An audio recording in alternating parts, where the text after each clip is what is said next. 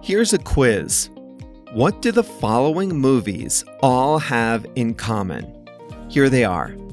Mom, I Missed the Plane, My Poor Little Angel, and Home Alone.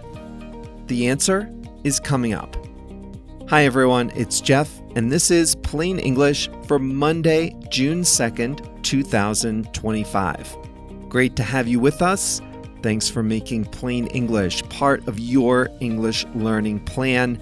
As you know, we tell stories about the world, and in the process, you learn words in English, and you also get to have a little fun at the same time.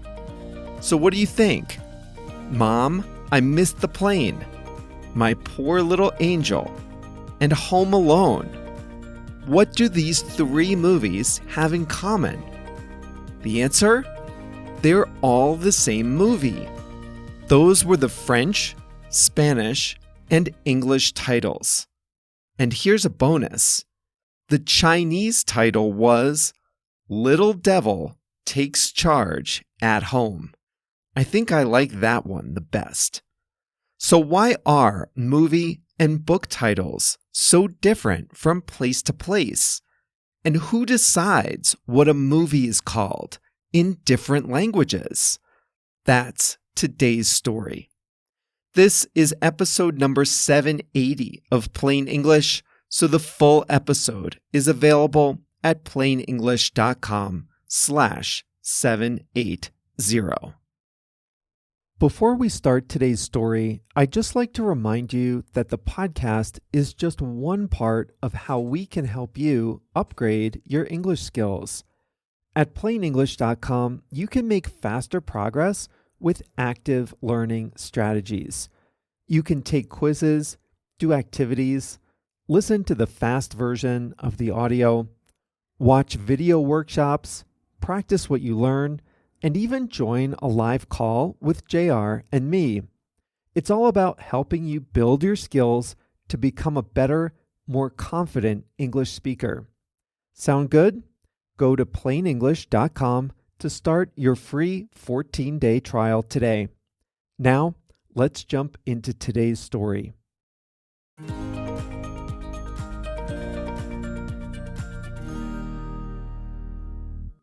I'm reading a great book right now.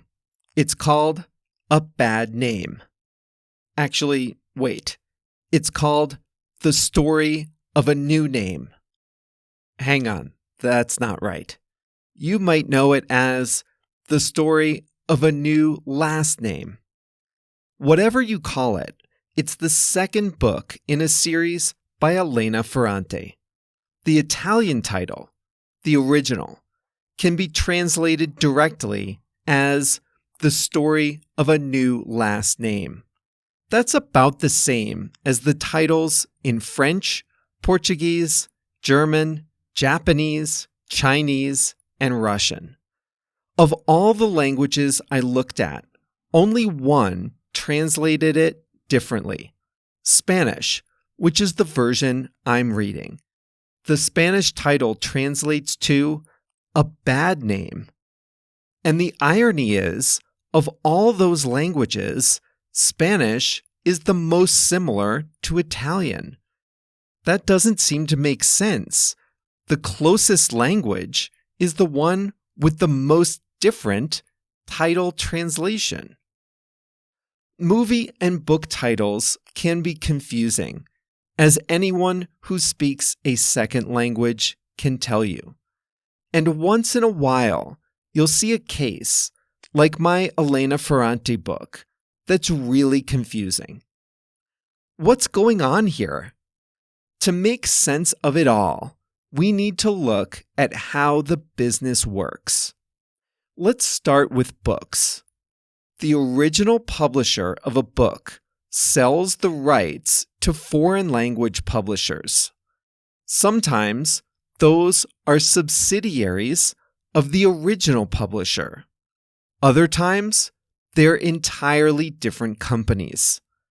But it's those local companies that hire a translator for the text, design the cover art, decide on a title, and implement plans for production, marketing, and distribution.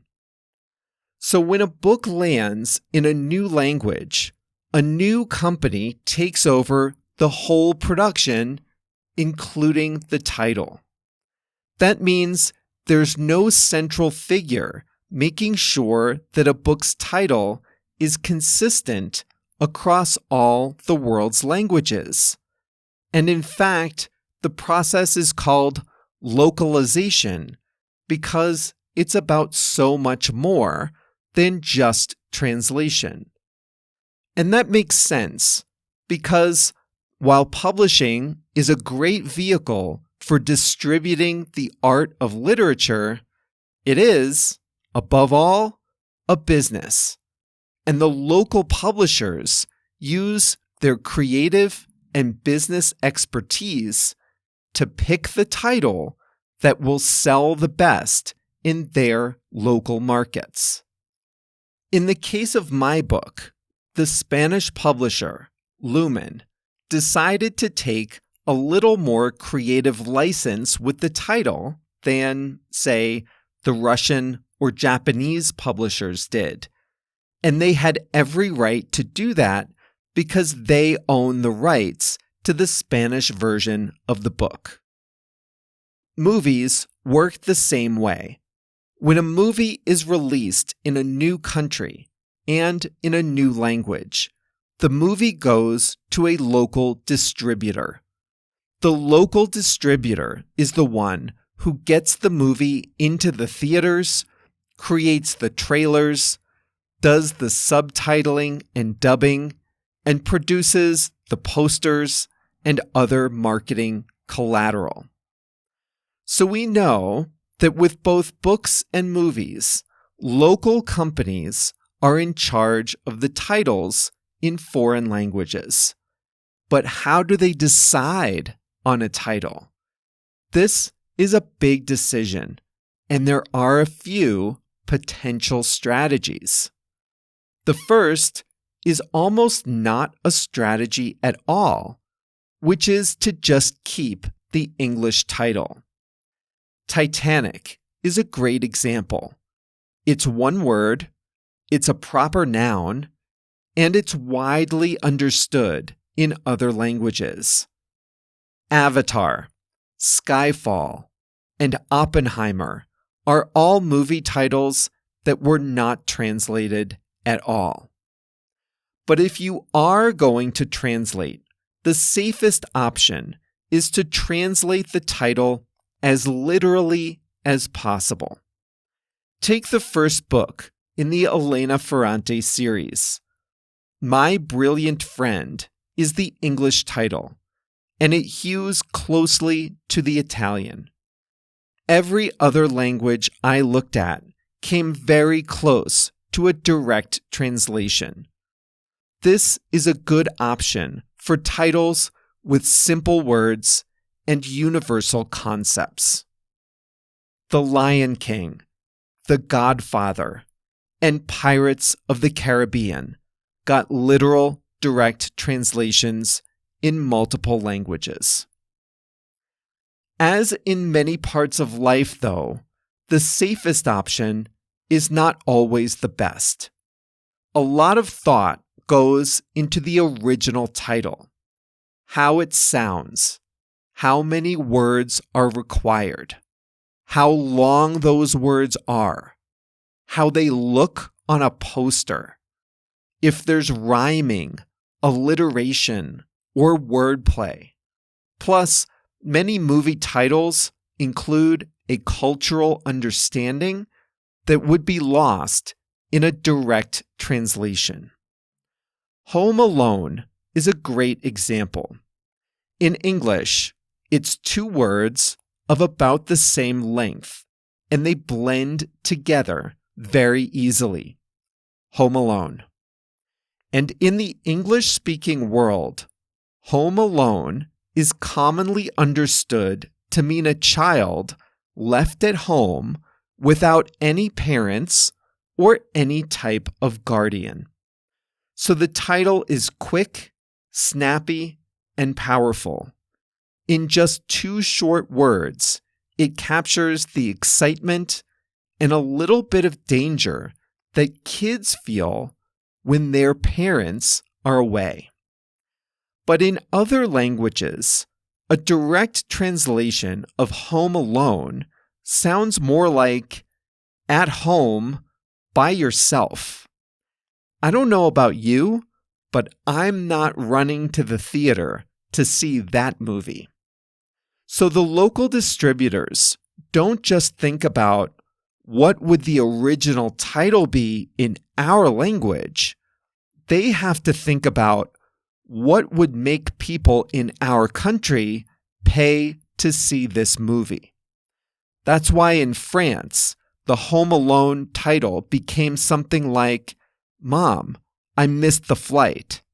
And in China, it was Little Devil Takes Charge at Home.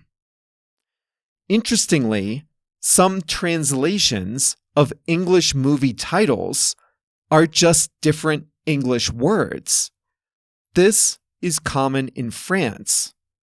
The Hangover was released in France as Very Bad Trip, just like that in English. Pitch Perfect, which includes a play on words in English, was released in France with an alternate English title, The Hit Girls. So what would it take to get French viewers to the cinemas to see those movies? Just different English language titles, I guess. The final approach is the most difficult. This is to try to match the poetry of the title, but in a different way. And this is the most daring way to title a movie in another language. But it can really pay off when done well. Here's an example. In English, a common formulation for a story title is X and the Y. Harry Potter and the Sorcerer's Stone. James and the Giant Peach. Sex and the City. Willy Wonka and the Chocolate Factory. This is a common pattern, especially for children's stories, but it's not that way in every language. The Danish title of Willy Wonka and the Chocolate Factory translates to The Boy Who Drowned in the Chocolate Sauce. That doesn't sound great in English, but, and I won't try to pronounce it, in Danish, 3 words start with D, and 2 of them start with DR, giving the title a rhythmic, almost musical sound. So they replace the X and the Y pattern common in English with a title that includes alliteration in Danish, a different kind of artistry. This more poetic approach is common when translating movies into languages with different alphabets. Chinese has many, many more characters than the Latin alphabet we use in English. You can fit a lot more information into less space. And in Chinese, a 4-character title is considered elegant, balanced, and symmetrical. A lot of Chinese idioms are just 4 characters long. So finding a good title that's also 4 characters is like the holy grail of translating movie names into Chinese. One of the most often cited translations is of the movie The Bridges of Madison County. In Chinese, the translation is like The Lost Dream by the Covered Bridge. Not bad at all, but even better because they made it 4 characters.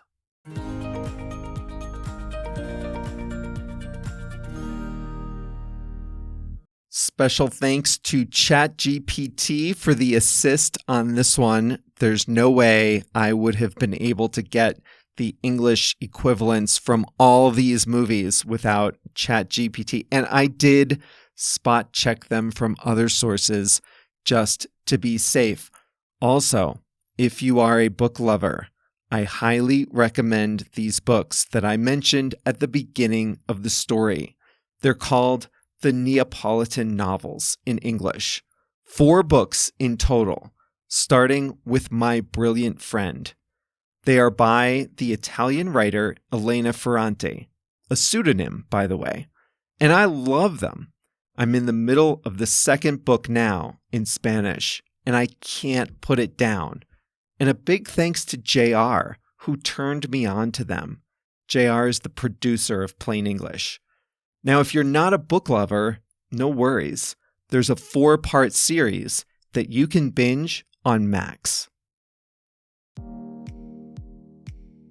And that brings us to the end of this Monday edition of Plain English, June 2nd already. I hope you had fun with these. I certainly did. This was episode number 780. So you can find the full transcript of all these silly book and movie titles at plainenglish.com/780. I still can't believe Little Devil Takes Charge at Home. I love that title. I wonder if it's 4 characters. I should have looked. Anyway, plainenglish.com/780. You can also take a quiz, do the exercises, and more. That's all for you at plainenglish.com/780. Am I allowed to pick favorites?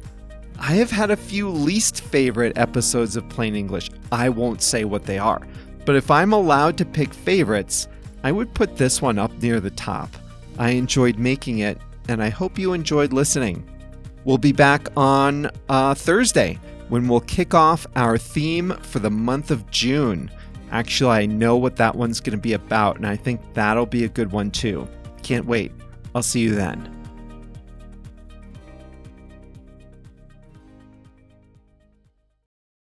Listen up if you speak Spanish, Portuguese, Chinese, German, French, Italian, Japanese, Polish, or Turkish. One of the most frustrating things about listening and reading in a second language is being confused by unfamiliar words or phrases.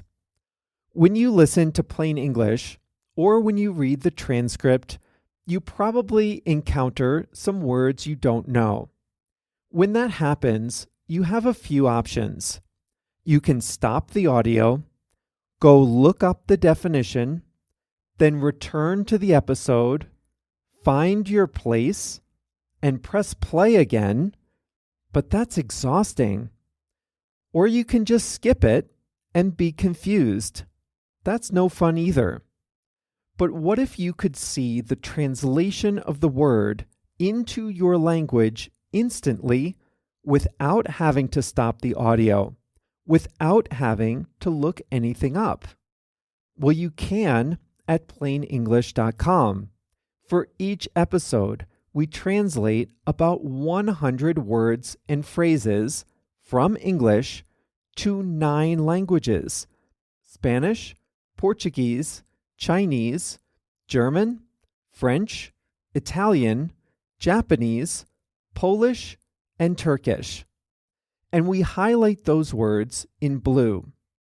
All you have to do is hover your mouse over the highlighted word, and you'll see the translation instantly.